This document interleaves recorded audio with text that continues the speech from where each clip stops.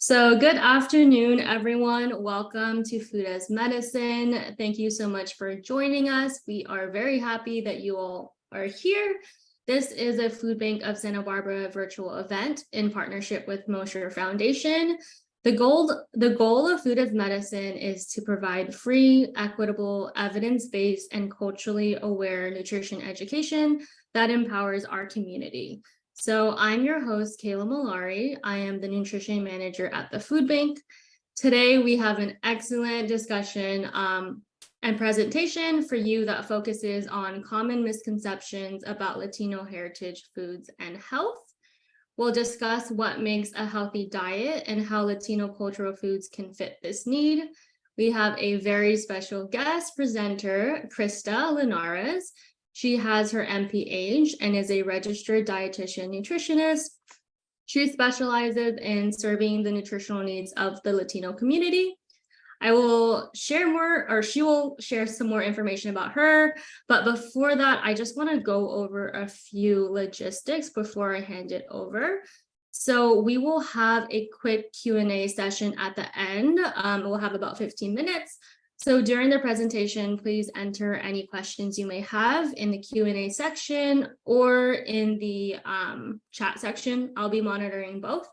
And when it's time for Q&A, I'll read those questions aloud and Krista will have the opportunity to answer them. Next, we want to hear from you. So if you want to send in any questions about nutrition or food or healthy lifestyle, please send them over. I will enter a few links in the chat.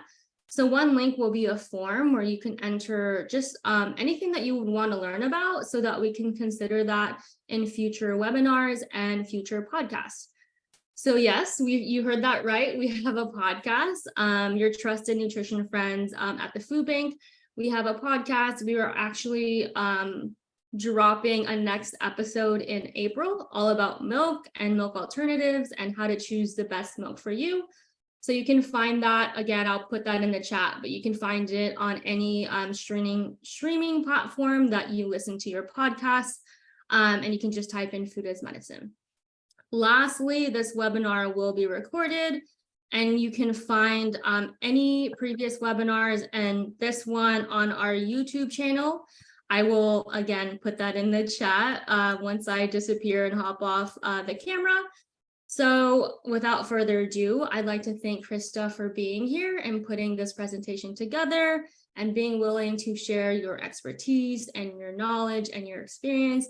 So thank you so much for being here. So I will hand it over to you. All right, thank you so much for the introduction, Kayla. Thank you everyone for being here. My name is Krista Linares. I am super happy to be here and talk about this topic. So I'm going to start by sharing my screen and we'll get started.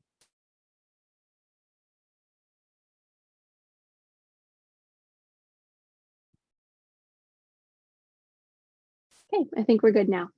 All right, so today our topic is nutrition con sabor, or simple nutrition using traditional Latino foods. This is a very broad level overview, kind of an introduction to this topic. So today what we'll be going over is, why is this even a topic that we're talking about? Why is nutrition that keeps in mind heritage Latino foods an important conversation to be having at all?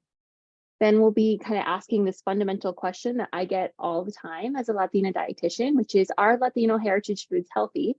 And to answer that, we need to dive into, okay, well, what is a healthy diet? And then finally, we'll end on the very, very practical side of things. So tangible nutrition tips that take into account heritage Latino foods.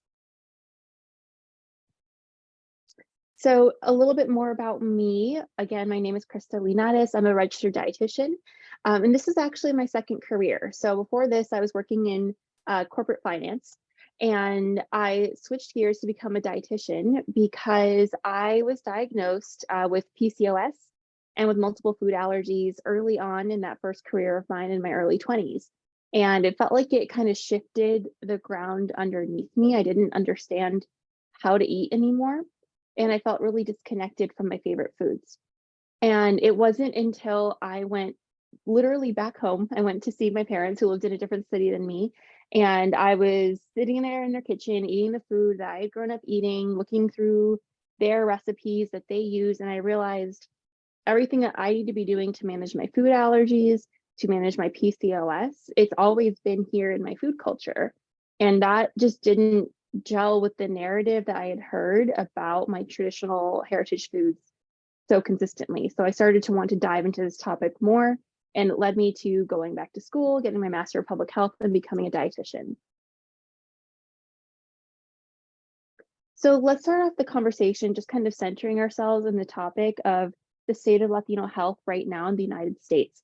This is a huge topic. I can't possibly get into all of it, but just to kind of get an introductory sense, Latinos are the second fastest growing demographic in the United States. And we're also the youngest ethnic group in the United States. I believe the median age for Latinos is early to mid 30s, and compared to most other groups, which is usually mid 40s. So that's really a stark difference, which shows just kind of how young and how quickly growing our population is. But that's an interesting fact when you kind of compare and contrast it to the inequitable health outcomes that Latinos face. So there's a lot of data on this. I picked 2 points, but you could spend multiple webinars talking about health disparities that the Latino community faces. So please don't think that this is all of them.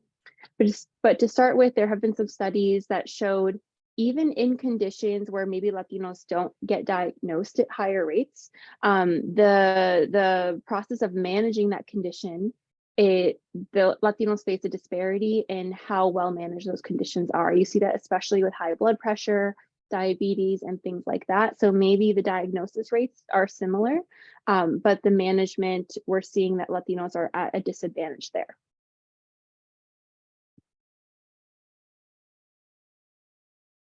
Which brings up this really big question about why do we see health disparities that the Latino community faces? And we are going to talk about nutrition and if that plays a role. Spoiler alert, I really don't think that our cultural foods are to blame, but it's a common question that I get asked when I talk about health disparities, so we are going to talk about it.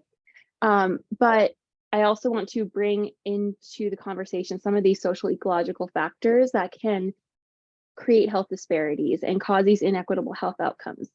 So those are things like access to healthcare, and that can be literal access, like do you have health insurance? Do you have a doctor near you that you can get to? Does your job give you time off of work to go to the doctor? Can also be questions about, does your doctor speak your language? Do they understand your culture? If you're seeing a dietitian, do they understand your food culture, and can they give you advice that speaks to that food culture? So just how well you're able to access care can play a role here. We also see that systemic discrimination, food environment, also environmental injustice and stress are all factors that could be leading to these inequitable health outcomes. So then why are we talking nutrition besides just the fact that I'm a dietitian? Well, we do know that these are the leading causes of mortality among Latinos as of 2018. And of the top 5, 4 of them, nutrition has something to do with, which is not to say that I believe that Latino foods are what is driving these inequitable health outcomes, but that means that we do want to be talking about nutrition when it comes to management or thinking about a holistic care plan. Nutrition should be part of the conversation. Which inevitably brings up this next question, is why does nutrition for Latinos need to be a separate category, or should it be? Because, we're all humans, right? Basic human biology is the same. So why is nutrition advice specialized, or why do we have nutrition advice that's specialized for Latino foods? And I would agree that, basic human biology is the same, but there are some reasons that we do want to center cultural foods in the conversation. And I'm actually going to focus on the second point first, and then we'll go into the other ones. So with this point here is that it's easier to take action. When we're talking about kind of the theory of behavior change, right? What makes people actually make changes in their lives? How do we make it easier for people to implement the stuff that we talk about? There's this idea that if people can really visualize themselves doing the thing that you're talking about, they're more likely to do it. So if we can center all of our nutrition advice in things that really feel tangible to people, that they feel like it's not that far off from what they're currently doing, it feels more possible for them and they're more likely to actually follow through. So it's just good behavior change science to, it's good usage of behavior change science to center Latino foods in the conversation. It also kind of helps promote our culture and build up our community. We do see a lot of negative stereotypes, especially around Latino heritage foods, and really centering them in the conversation about nutrition in a way that is empowering and positive can help fight those negative stereotypes and can help reduce this kind of friction that people feel between their health goals and their culture. And we'll talk about that a little bit more in a slide or two. And this third point, I don't think we're really ready to take action on it as the nutrition profession yet, but it is an emerging area of nutrition research right now, is the role of genetics in nutrition. And then that kind of inevitably brings up this conversation around your ancestry in nutrition. So if your genes have an influence on what foods are healthiest for you, then that would make sense that your ancestry might as well. We see this a little bit already with lactose tolerance. We know that that's very genetically determined how well you can tolerate dairy products, and that your ancestry does play a role in possibly influencing that. We are starting to see emerging research that might say, maybe your genes could play a role in how many carbs you can tolerate at a meal, or if you can tolerate dairy, or how well you can respond to saturated versus unsaturated fats. So if you're really interested in this, I would encourage you to keep your ear to the ground, but we're not really ready to take action as a profession on this yet, but we want to be mindful of this as an emerging area of research. And we want to be ready by kind of already having resources on cultural foods and how to include them in our conversations around healthy diet.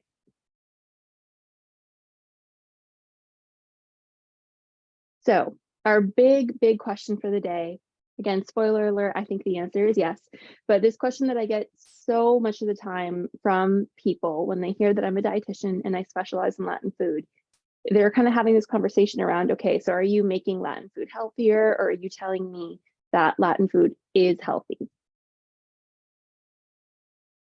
And this push and pull is actually very common.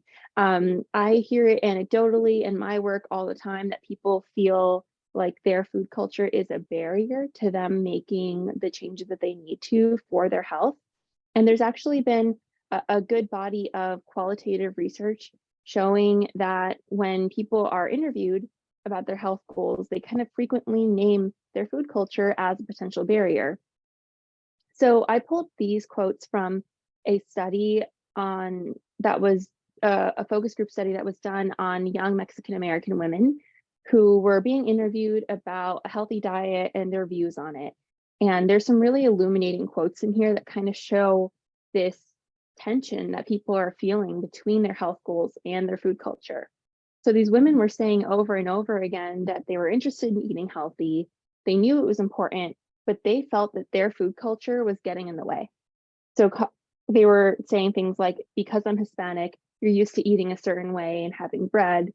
Or they were saying, I try to eat healthy, but it doesn't go. When you come from a Hispanic family, it's difficult because you're used to these big meals, right? So people are naming this as a concern. But that doesn't really line up with what we actually know about health outcomes and traditional Latino foods. So we do see a lot of research that over time, as people shift from a very traditional Hispanic diet to a more modern, industrialized, what we would call Western diet or American diet, that's when health outcomes tend to decrease or tend to get worse over time. There's an emerging body of evidence that a traditional Mexican diet is better for insulin resistance, it's better for breast cancer prevention, it's better for cholesterol. We're seeing kind of similar benefits come out about this as we are seeing to everything we've heard about the Mediterranean diet. So it's not that the most traditional Hispanic foods are unhealthy, it's more about kind of the shift away from that over time. So we're kind of seeing this tension, right? So this this contrast between how people feel their food culture is impacting them versus what we actually know about the healthiness of a traditional Latino diet. So where is this tension coming from? Where are these misperceptions coming from? I will say that here in the United States, for Latinos living in the United States, they're very likely not eating Latino food every day, all day, right? So what tends to happen as an immigrant experience here in the United States is we tend to really hold on to our food culture when it comes to special occasions, right? And so we're kind of seeing this idea that our Latino food culture is kind of getting associated with our like most special foods rather than the day-to-day foods that we're kind of used to that you might have on like a weeknight dinner meal, right? And that also kind of comes down to what it's like to adapt to a new environment, to a new food environment as an immigrant or as a first generation person. So if your family is from Mexico and then you move to the United States, you have to deal with a new grocery store system. You have to deal with different ingredients, different availability of the ingredients that you know how to prepare. So it's going to affect people's interaction with food over time. So I've spent some time telling you, well, I think that a Latino diet actually is healthy, but what is a healthy diet? What do I even mean by that? Why am I saying this? So this is so broad. As a dietitian, our favorite thing to say is it depends. So I can't possibly get into every single detail of what makes a healthy diet, but there are some broad themes that come up over and over again. So what we see that makes a healthy diet is a variety of foods, which includes, are you eating a lot of different foods over the course of your diet, over the course of a week or a day? But also, are you not restricting specific food groups? Are you not restricting any major foods for a reason that's not medically necessary for you? Are you eating plenty of fiber, and that includes plant foods? And then are you getting a good balance of carbohydrates to protein to fat, which are those macronutrients? And this actual balance will differ a lot person to person. So it's hard to say, this is the ideal number of carbohydrates for a person to be a healthy diet. But based on you and your needs, if you're kind of hitting that correct balance, that would contribute to having a healthy diet. And that's kind of like the logistics, like the very nutrient focused side of it. But I'm also going to add this section here, which is kind of the behavioral emotional side of things. So a healthy diet also should not be overly stressful. It should include foods that are enjoyable and shouldn't force people to kind of take out the joy and the connection part of food. It allows clients to have time for their life outside of wellness, right? So if they're dedicating every ounce of their free time to maintaining their healthy diet, I always start to think that that's kind of pushing things in the opposite direction. What I always tell my clients on a one-on-one basis is that a healthy relationship with food looks like taking into account all of the different possible factors of why you're choosing a food. So that's, your physical health, your convenience, your time, and your enjoyment, and not letting any one of those factors always outweigh the others. So you may have one meal here and there where you choose purely based on convenience or purely based on your physical health. But if that's always the case, we need to reevaluate things a little bit. And it's hard for me to kind of talk about what's a healthy diet without people wanting to know about portions. And as a dietitian, I will say that this is really so individual. It's so general that it starts to kind of lose meaning when we talk about it for the general population. But this is a good starting point for anyone who's really curious, is we're kind of basically what we're seeing is very moderate amounts of carbs and protein at every meal, and a generous serving or two of vegetables at every meal. This can really, really vary based on all of these factors here. So this is kind of a good starting point. But if you have anything like this going on here that's affecting things, these numbers may shift for you, which is why I don't like to be super numbers focused, because these numbers can shift on a day-to-day basis. And I want to keep that in mind. So I always like to kind of start with the approach of having all of the nutrients present at a meal, all of the food groups present at a meal, and then guiding people through learning their body signals. So what, not just hunger and fullness, although those are important, but also, how does eating a meal that looks like this affect my energy levels? How does it affect my GI response to a meal? Other body signals like that can kind of help us hone in on, for this individual person, what is the ideal ratio of carb foods to protein foods to vegetables at a meal.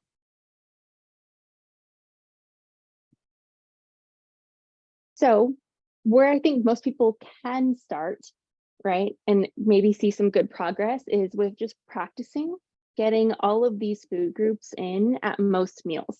You probably won't nail 3 meals a day having every food group present, but it's a good starting point. So we like to say, have a carb at your meal, a protein at your meal, a serving of non-starchy vegetables, a serving of fiber, a serving of fat, and use herbs and spices liberally when making your meals.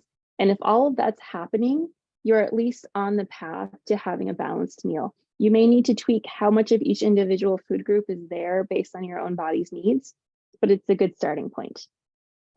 I will also add that there is overlap here. So don't expect any of these individual foods or any individual food to only fit into one category, especially when we're talking about Latino foods. So a lot of Latino foods kind of cross off multiple boxes here. A really good example of that is like beans, for example. Beans are providing carbs and protein and fiber. Or a lot of our starchy vegetable staple foods like plantains or potato are kind of fitting both into the carb and the fiber food groups. So while we're saying we do want all 6 of these categories to show up at meals as much as possible, don't think that that means that you have to have 6 different foods in a meal for it to be healthy.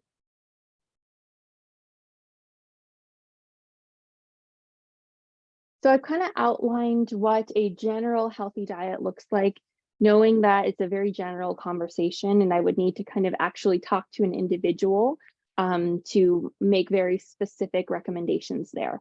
So I want to kind of compare and contrast that to, okay, well, how does Heritage Latino food meet up or live up to kind of this standard I just named of a healthy diet? So a Heritage Latino diet does include a large variety of foods. It does have a good, plenty of sources of carbohydrates, plenty of protein sources, and healthy fat sources. And also there are a lot of fiber and plant foods in a Heritage Latino diet, which is something that I think goes under recognized. But we do want to keep in mind, just the abundance of fresh fruits that are used in Heritage Latino foods, the fact that starchy vegetables that we see as kind of these staple carbohydrate sources are really good sources of fiber. And also the kind of consistent use of beans, whether or not someone is vegetarian, just kind of like this normalization of having beans most days is a pretty strong advantage to Latino food, and is showing just like how easy it is to kind of build a very plant-forward, plant-heavy diet using Heritage Latino foods. And then we're going to talk about this point a lot in a little bit, but there are plenty of vegetable sources in Latino foods that we can really take advantage of. I also want to think about this historically, right? So historically, our heritage foods have had a lot to offer nutritionally, so much so that we kind of didn't, from like a nutrition science, like very research-based perspective, didn't really understand just how healthy these foods were until centuries later. And we're just kind of starting to unpack that now within the last couple decades. So 2 examples of this are the use of complementary proteins in Heritage Latino foods and the process specifically of nixtamalization. So let's start with talking about the complementary proteins. So in plant-based proteins, our proteins are made up of amino acids. And plant-based proteins typically have some amino acids, but not all. So what we see is that with people who are having very, very plant-forward diets, they're going to want to make sure that they have a good variety of plant foods in their diet so that they get all of the amino acids that they need. And what we see is that a lot of heritage food combinations that are very, very traditional have just kind of been ingrained in us as the way to eat, and we haven't really thought much about it. Those are naturally complementary proteins, these foods that have just kind of always gone together. That includes corn and beans, so corn tortillas and beans together, those are complementary proteins, and rice and beans. Those are also complementary proteins. So this combination of adding beans to a starchy staple kind of gives people that complete protein that they would need, that allows a plant-based diet to kind of be complete and fulfilling for people. Next, we have this process of nixtamalization, which is super unique and I could talk about for hours, but that's how we take corn kernels in Mexican and Central American food and turn it into corn tortillas or masa harina. So in order to do this, you take corn kernels and you boil them in an alkaline solution using calcium hydroxide or cal, and then you let that soak for a few hours. What this does is, the reason why it was popularized as a technique is that it literally softens the corn for grinding, makes it easier to grind into that masa harina that you can use then to make tortillas or arepas or anything like that. But nutritionally, it has some really interesting benefits that like the Western science world didn't learn about until the 60s, the 70s, around then. So what this process does, besides just making the corn really soft, is that it frees up this vitamin here, vitamin B3, which is also called niacin. It makes it more available for your body to absorb. So corn has a lot of vitamin B3 in it, but typically if you don't do this process, your body can't really access it. This process actually also adds calcium into the corn because you're boiling it in calcium hydroxide, so that makes sense.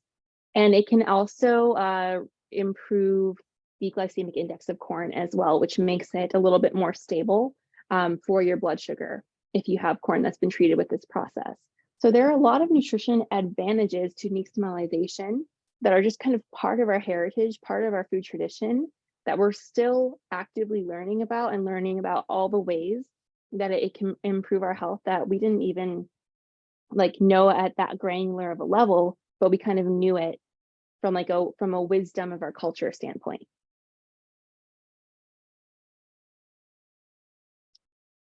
So to think about, okay, we talked about what a healthy diet is, it includes all these food groups. I think it's useful to talk a little bit about, okay, what are the main dietary patterns across Latin America? This is so general. And we're also not really including South America in this conversation because there are some really unique elements of that. So we're kind of focusing on the Mexico, Central America, and the Caribbean. And I'm not going to spend a whole lot of time on this section, but this will be available to you afterward if you want to look through it. So I think it's useful to just kind of name what foods from which different food groups are present in heritage foods, just to kind of help normalize this conversation with ourselves that, okay, yes, Latin American food does have plenty of vegetables. It does have plenty of proteins. It does have plenty of plant-based foods that I can work into my nutrition. So first we have is Mexican food.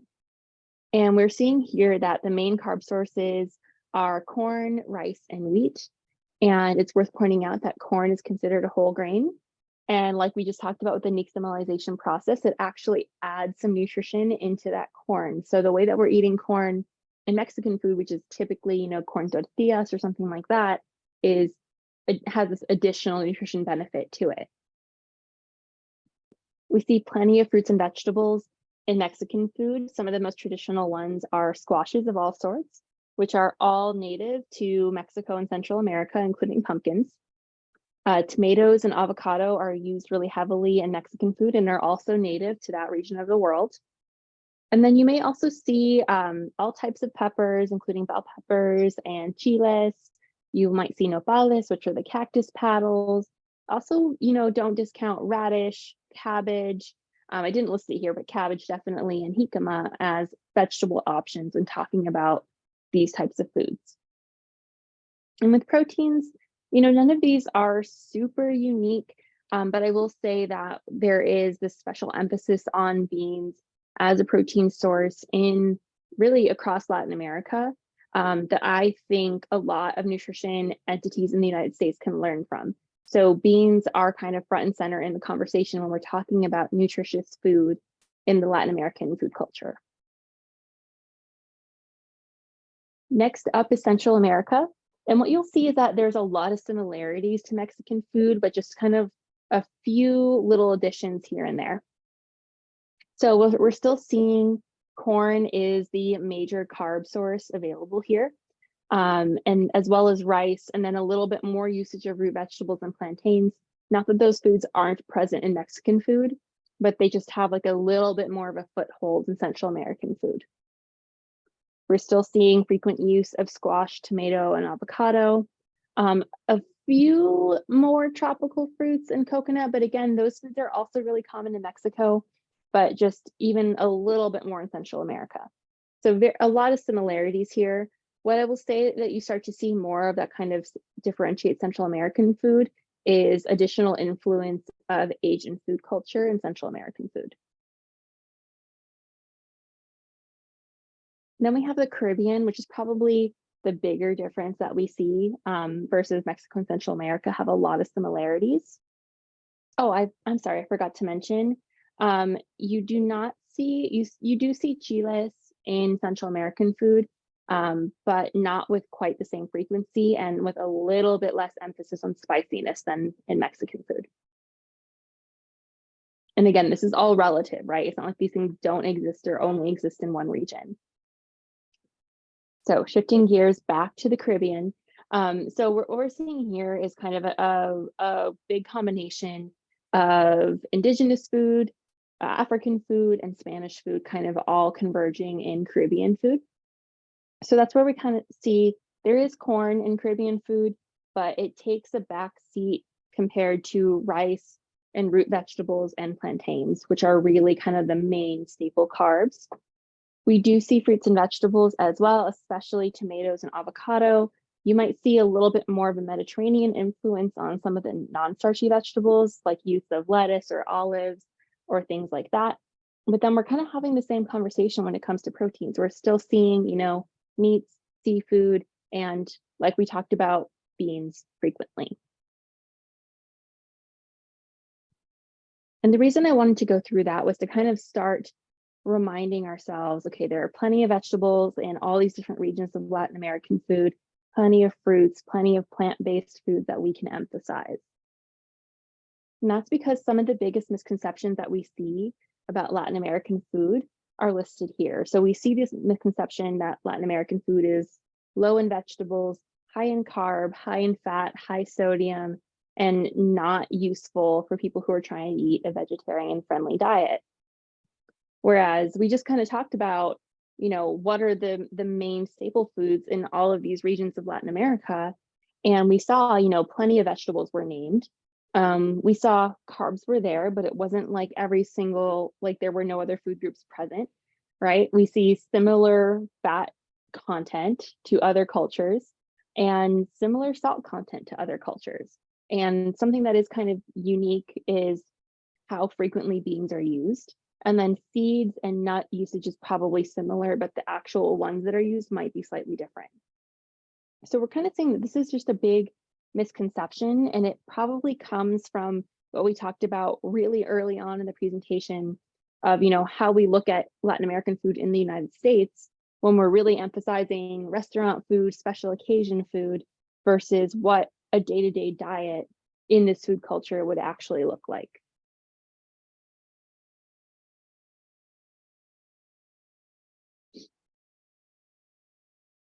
But it's really natural for you to hear me kind of go through all these points and say, okay, but I'm eating Latin American food and I still feel like I need to eat healthier. So how do I do that?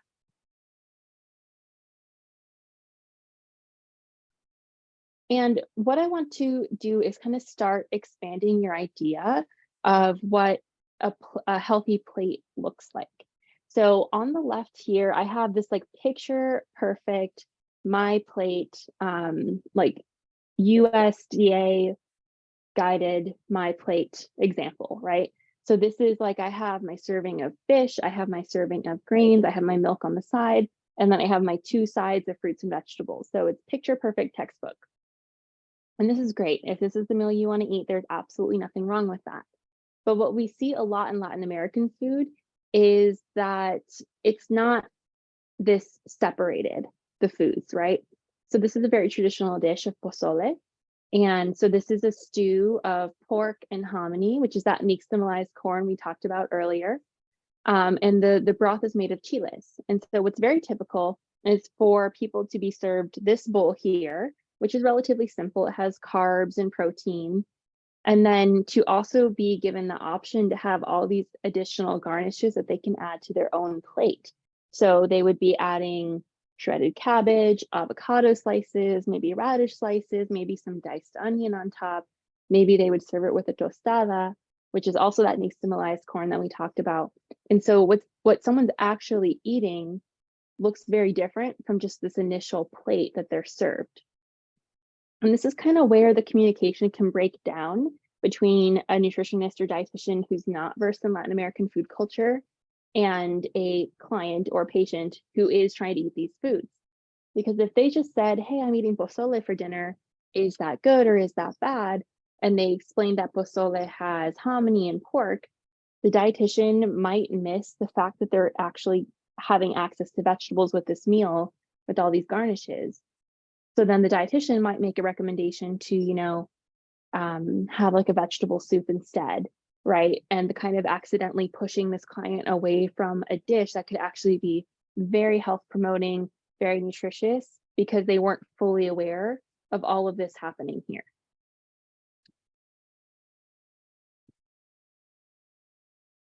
Oh, I'm sorry, everyone. My tab just crashed. I'm going to try and restart it.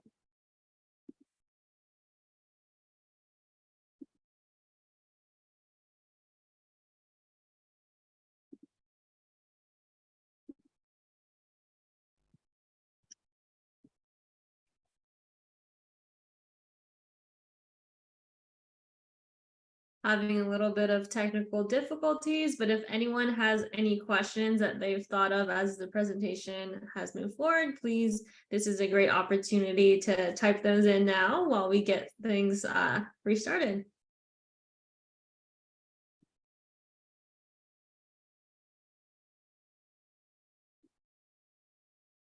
Okay, I think we're almost ready to go again.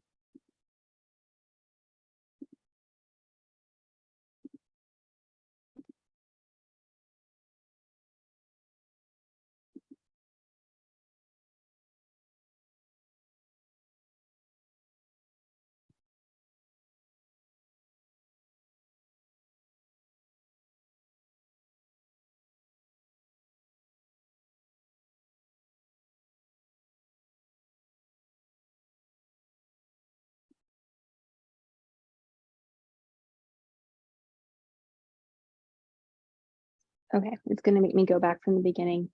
I apologize.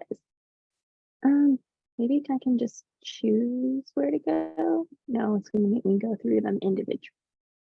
We'll get there.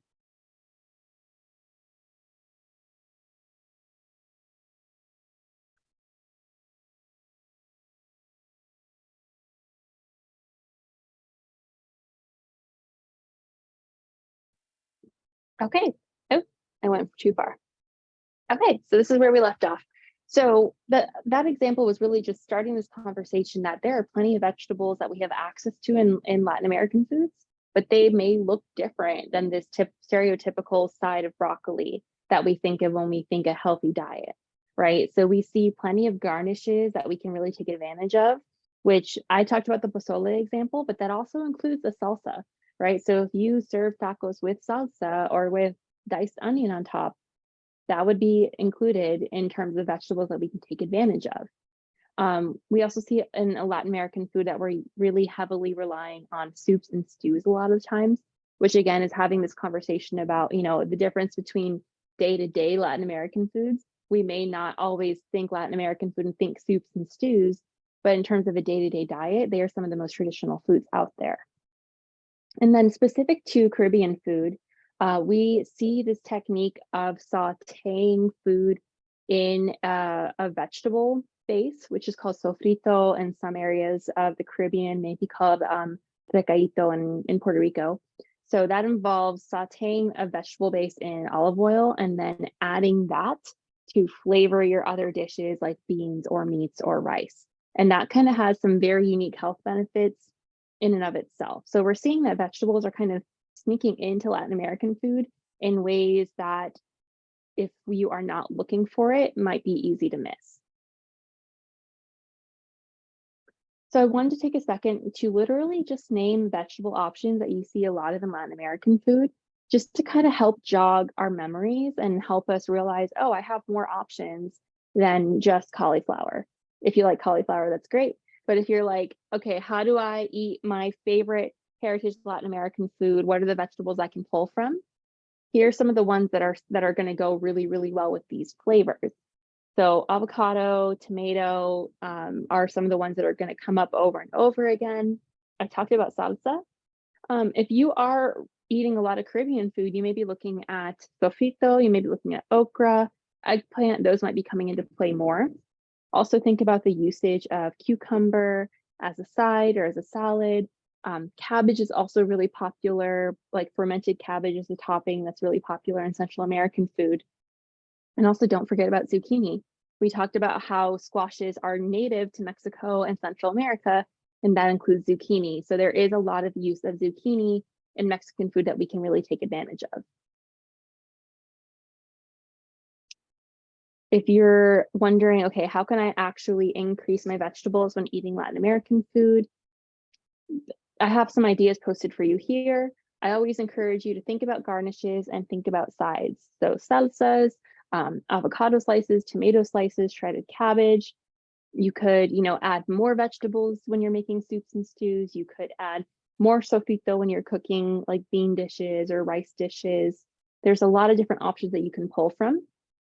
And remember, a salad doesn't have to be a green leafy salad for it to be a really wholesome vegetable option that you can pull from. One of my personal favorites is a jicama salad, so that could work really well. Some other nutrition conversations we're having when talking about Latin American food is choosing carbs that are high in fiber.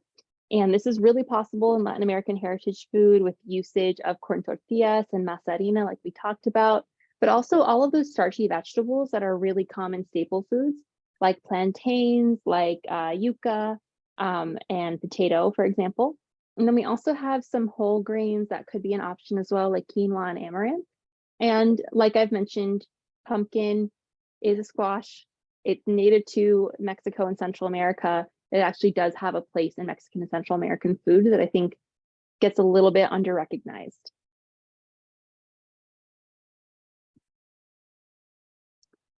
One of the most common questions I get is, okay, so does this mean I have to switch to brown rice if I'm eating Latin American food and I want to improve my health? I will add that the reason that most people recommend brown rice if they're making that recommendation is because it's higher in fiber, it's higher in vitamins and minerals. But in Latin American food, we are typically pairing white rice with beans, which are also high in fiber, high in vitamins and minerals. So this white rice and beans combination is kind of giving us the same benefit that people might be recommending brown rice for. So if you like the very traditional flavor of white rice and beans, it's not something that you necessarily have to change because the beans themselves are adding a lot of nutrition to that dish. And then there are plenty of, protein options in Latin American food that are lower in saturated fat that we could talk about. That includes beans, like we've talked about over and over again, as well as seafood. And there are also plenty of unsaturated healthy fats that are really, really prominent in Latin American food that we could take advantage of. And that includes avocado, nuts and seeds. And then olive oil is, one of the more commonly used cooking oils in Latin American food. And I think we could take advantage of that as well. One thing that we do want to talk about is canned foods. So, do they have a place in a healthy diet? Especially this comes up a lot with beans because it is a lot easier and quicker to use canned beans. But a lot of people have concerns about its healthfulness and everything like that. So what we'll say about canned foods is that There are some differences in the nutrition. Some nutrients can be lost due to canning, but also some nutrients will be better preserved because of canning. So it's really not one all or nothing, right? It's not one way or the other. And if a canned food is really what is going to help you get a meal on the table or get a food like beans into your diet more consistently because of access and time you have for cooking, then the benefits of that outweigh any cons. You may have some concerns about the sodium content in canned foods, especially if you're using like canned beans or something like that. But I would encourage you, if that's the case, to just think about maybe rinsing them quickly before using it. And you can still absolutely fit them into your diet in a way that is useful for you and health promoting. So I want to kind of close this off with just a few example meals that we can pull from to show what balanced Latin American heritage meals can look like. And I tried to pull a few different cuisines, and obviously there's so many meals that I couldn't possibly get to all of them. But this, you can't really tell, but this is like a very, very simple quesadilla with just corn tortillas and cheese. And we have it served with a side of beans. And then, so we have here our carb, our protein is coming from the cheese and from the beans. Then we have non-starchy vegetables in the form of this curtido on the side. And then we have healthy fats in the form of the avocado. This here is a very traditional Dominican breakfast. So we have the boiled and mashed plantain, which is providing carbs and fiber. We have protein and fat in the cheese and the egg. Then we have some healthy unsaturated fats from the avocado and some non-starchy vegetables with the pickled red onion and the tomato. And then even a dish that a lot of times people will name as being one that they feel like they should limit, like an empanada, for example. Well, the empanada dough is going to provide you with a carb, and you could choose your filling to give you protein or vegetables if you wanted. So in this example, this is a chicken empanada and this is a vegetable one. So we're kind of getting some vegetables in there too. It's served with a salsa, which is going to add vegetable. And then I just added a side of beans to kind of give extra fiber and extra protein to this meal. So we're seeing kind of concrete examples of how we can include heritage foods in our meals that is really accessible. It doesn't feel like we are like completely flipping the script and making brand new recipes or completely changing how we make our food, but it's still health promoting. We have a few more examples here. I'm not going to explain all of them, but this is the ceviche, which is kind of inherently vegetables and seafood, and then it's served with the corn tostada for fiber and carbs. And then we have this rice and beans combo over here, which is what we were talking about, like one of the reasons why you don't have to worry so much about the white rice if you're eating it in this manner. And that's what I have time for today. I wanted to thank you so much for letting me be here and having me speak on this topic. It's my favorite thing to talk about in the world. As we were talking about, you know, what makes a healthy diet for someone is so individual. It's really hard to get that granular when we're talking generally. So if you are looking for more personal support, I do have resources available. If you are wanting to dive more into these topics, we could also talk about that as well. All right, thank you, everyone. Thank you, Krista. Wonderful presentation. I really appreciate the conversation on white rice and brown rice, as I am a white rice stand, very staple food in my Filipino culture. So thank you for touching on that. I really also appreciate the topic on fostering a healthy relationship with food, and that's really important for the food bank and something that we're always promoting. So now we have time for Q&A. We have one question that's come up. So I will read it aloud for you, Krista. What are some examples of how and where to add nuts and seeds that would be culturally affirming? Yeah, so it kind of depends on what region you're talking about. What I will say is that Mexico and Central America have a lot of use of chia seeds, of sesame seeds, and pumpkin seeds. So you could definitely work those in. Actually, that kind of, it's very trendy right now, but like the water with the chia seeds in it is originally a Mexican drink. Usually it would have a flavor too, like lemon or lime or something like that. So you could definitely work that in. Also, you do see almonds and walnuts in certain dishes. especially like used in sauces and things like that. So there's a couple different ways to do that. Thank you, Krista. Another question, well, I'll read the comment too. So this is super informative. Thank you. I have genetically high cholesterol. Do you have any tips for cooking Latino foods with vegan fat? So I will say that a lot of heritage Latino foods can just be used with olive oil, and there's not a strong difference in terms of flavor or texture or anything like that. Especially Caribbean food uses a lot of olive oil.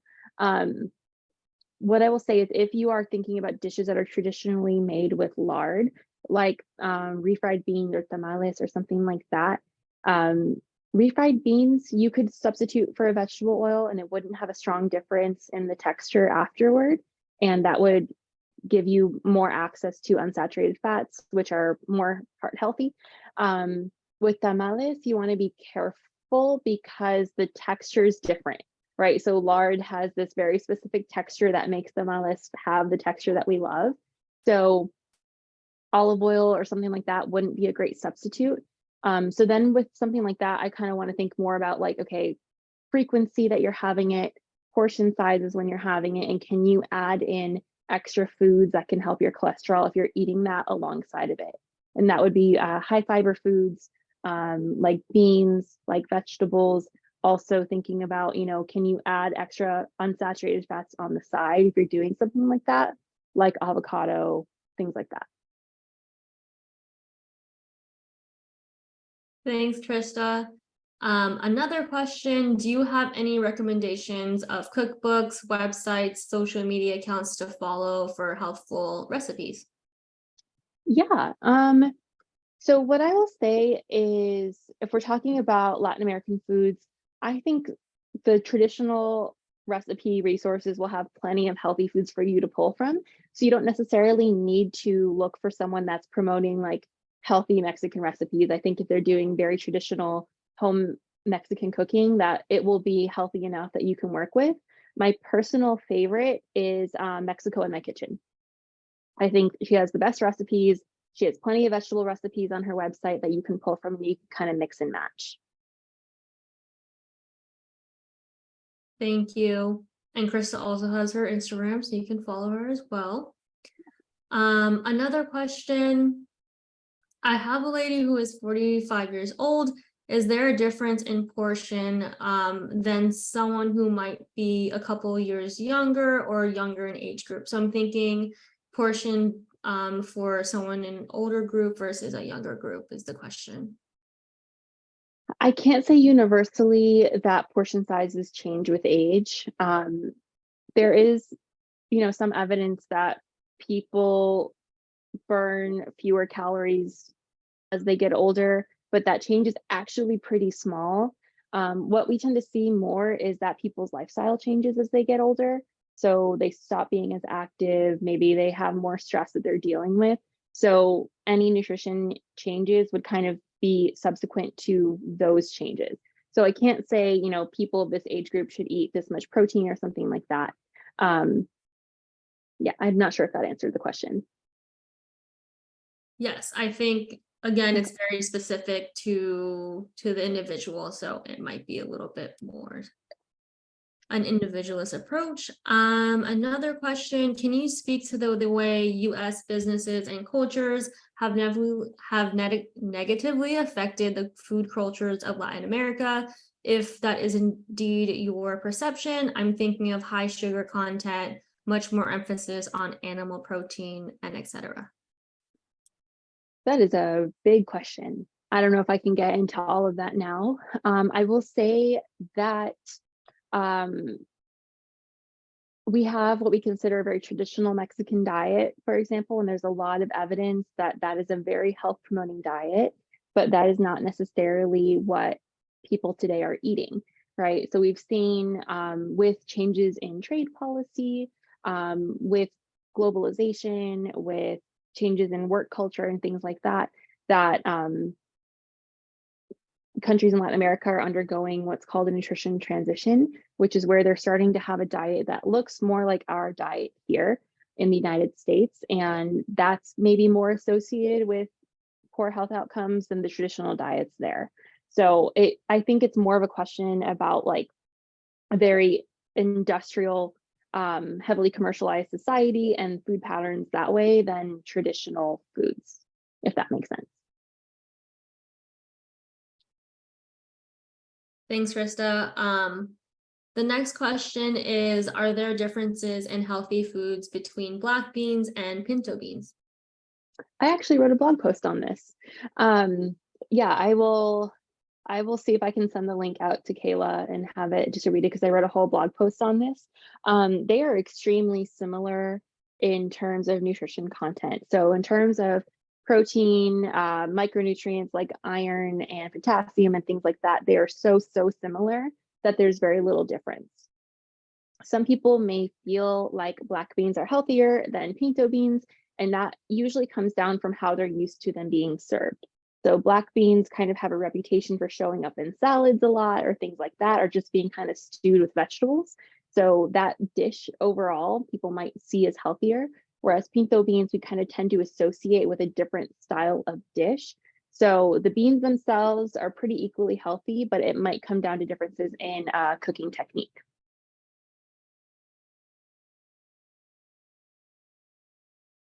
Thank you, Krista. One more question just came in.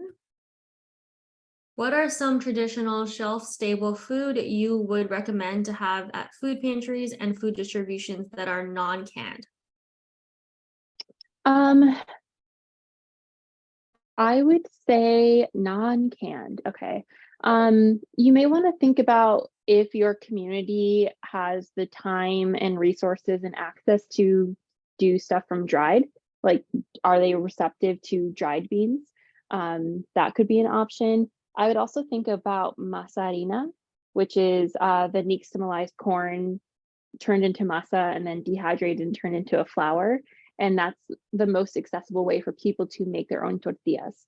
And that's pretty shelf stable and a little bit more shelf stable than the actual corn tortillas themselves because it's been dehydrated, so we don't have the water in there. So I'd say those are probably two really big staples. Rice for sure. I think those are my top recommendations. Thank you. Maybe lentils too. What do you think about that? Oh yeah, for sure. Actually, you could do lentils and garbanzos or chickpeas as well. Those are a little more regionalized, so you may kind of want to assess if your specific community that you're serving uses them in their food culture. But certain areas of Latin America do make heavy use of lentils and chickpeas as well.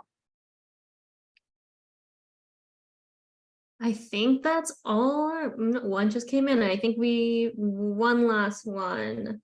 For the rice, would you say, good question. For the rice, would you say white over brown? Because typically if you're serving a Latino audience, it's most likely that they're going to be serving with beans. And there's usually a preference for white rice. And so usually people are going to report that they don't like brown rice, they don't want to use it. So I would personally go with white rice, knowing that people are most likely to serve it with beans. All right. Thank you. Thank you so much, Krista. And I put your Instagram handle in the chat. So if anyone's interested, please go ahead and give her a follow. And I will send out this webinar to everyone, and then we will wait on Krista's. I think you had sent you're gonna share over a resource, and I can distribute that as well. Yeah, absolutely. Thank you so much for having me. All right. Have a good evening, everyone. Goodbye. Thank you.